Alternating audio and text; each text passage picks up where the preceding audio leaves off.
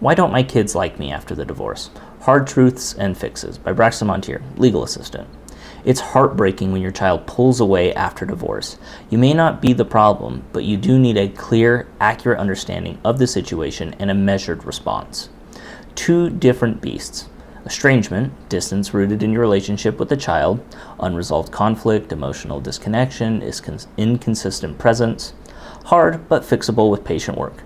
Parental alienation, the other parent is poisoning the well, overtly or subtly. That's serious and tricky to prove. What not to do.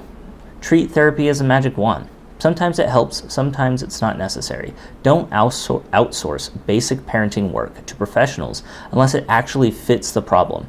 Litigate impulsively. Court can backfire.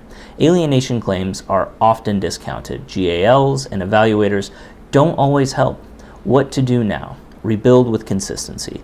Low conflict contact, steady routines, small wins. Speak well of the other parent around the child, even if it burns. Kids need permission to love both parents. Create positive experiences without pressure. Focus on connection, not lectures about loyalty.